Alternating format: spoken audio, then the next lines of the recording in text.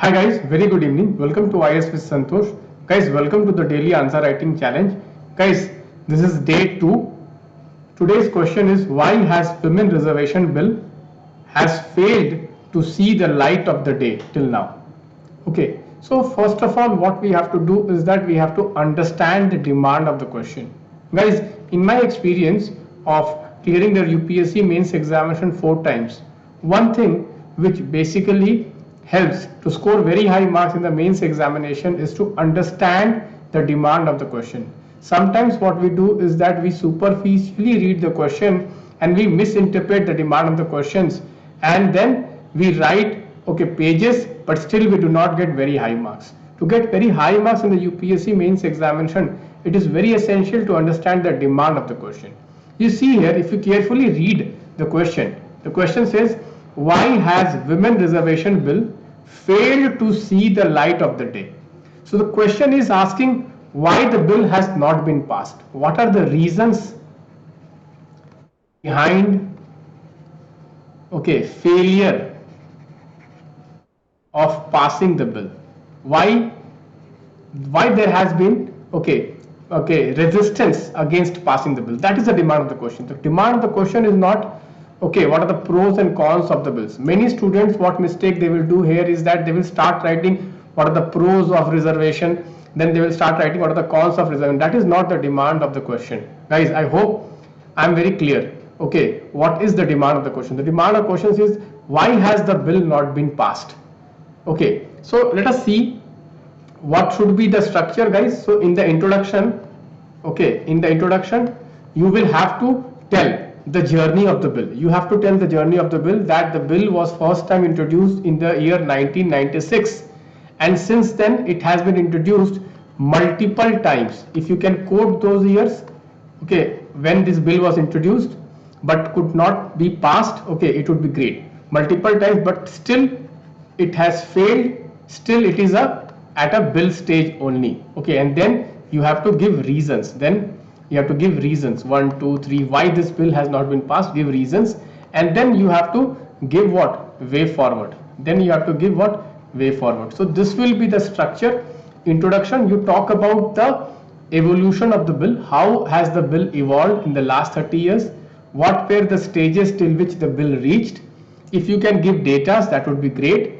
Then you give a heading in the body, reasons for not passing the bill. What were the reasons for not passing the bill? And then in the end you give the way forward. So what I will do is that I will just show you how I have approached the answer. So guys, you can see here, this is a model answer I have written down. Why has the women bill not seen the light of the day? So what we can do is that, first of all, if we can give some data, why do we need this reservation? Why do we need this reservation? So guys, as per the Inter-Parliamentarian Union, as per IPU, the proportion of women in the world, the proportion of women in the parliament in the world has reached an all-time high of 25%. Means the average percentage of women parliamentarians throughout the world is at 25%. However, in India it is at a very low number of 14%, but in India it is just 14%. Therefore, we need some affirmative action in order to increase women participation in the parliament. Therefore, we need government of India, we need some affirmative action. This is a very good context you have set in, that why do we need reservation? Because at present the representation of women parliamentarians is at 14%, which is very low compared to the world average. Here you can write 1 or 2 more sentences that participation of women in the parliament increases increases women empowerment, as women parliamentarians take up women sensitive issues. So this you can write is an additional point. If you can write in introduction, it would be great. Then what you need to do is that you have to trace the history. You can see that in the last 30 years this bill has been introduced at least 5 to 6 times. You can give some, first time in 1996, then in the year 1998, then in the year 1999, then in the year 2002, then the year 2003, then the year 2010. So you can just quote some years. You can quote some years where, okay, you can just write multiple times. If you cannot write, okay, recall that 5 times or 6 times, just write multiple times. This bill has been introduced in the parliament. However, it has failed to see the light of the day. It has failed to be passed by both the houses of the parliament multiple times. Why? So guys, the first reason, okay, then you can give this heading, okay, why has the bill failed? Okay, you can give this heading, why has this is the body, guys, this is the body. Okay, so this was the introduction. This was the introduction where we give data, and then you can see this is the body. The body is that first point is, okay, there is divergence in views among political parties which has led to no consensus being formed. So there is no consensus among political parties. There were few political parties like RJD, okay, which opposed the women reservation bill. They have their own reasons which I will be talking about. Okay, so the first point is why the bill has not seen the light of the day, because of divergent views. Some view, okay, that women reservation is necessary because the percentage of women parliamentarians is relatively low compared to the world average, and some say that this is against the principle of equality. This is against the principle of equality. So in one line you have to show what is this divergent view. What is this divergent view? Some see affirmative action as good, whereas some see affirmative action against the constitution. Okay, because the constitution talks about equality. Okay, second, many experts say that it will restrict the choice of the voters. Guys, if you reserve some seats only for the women, so are you not restricting the choice of the voters? Their voters might demand a women, the male candidate, but you are restricting the choice of the voter. Democracy is all about choice. But when we restrict the choice of the voters, are we not going against the grain of the democracy? So this is an argument many people make, particularly experts make. Okay. Third, generally the parties like RJD and other parties, why they have opposed the women reservation bill is that they say that this reservation bill, if it comes, so most of the reserved seat will be elite captured. Basically what they want to say is that mostly educated, rich, urban, okay, educated, rich and urban women will get elected. Okay, so the marginalized women, the backward women, they would not get represented, and thus the idea, the purpose of the bill will be lost. Next, another point which is made by experts is that rotation of the reserved seats. Guys, any reserved seat is getting rotated. Okay, so it lowers the incentive for the elected MP to work. Guys, when you will have the incentive to work as an MP, when you can again win the election, but if you know that this seat which is reserved, okay, this constituency which is reserved, it will change, it will keep on rotating, then your incentive to work will decrease. That is again a very important, okay, point has been made by some experts. And next is the lack of political will. Guys, why any bill does not see the light of the day? Maybe the government in power, they lack the political will.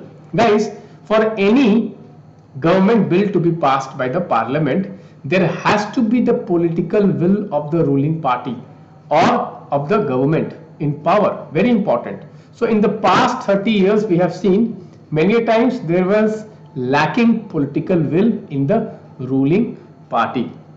And the last is, guys, I believe that coalition politics which was there in the 1990s, okay, then in the early 2000s also we had coalition politics, particularly if you see the 1990s decade, the early 2000 decade, okay, had coalition parties. So many parties were there, and some of the parties, okay, few of the parties were opposed to this reservation bill, and that was the reason why, okay, the bill was not passed. That was the reason that the bill was not passed. Okay, so 6 reasons I hope are more than enough. You can cross check how many reasons you have written down.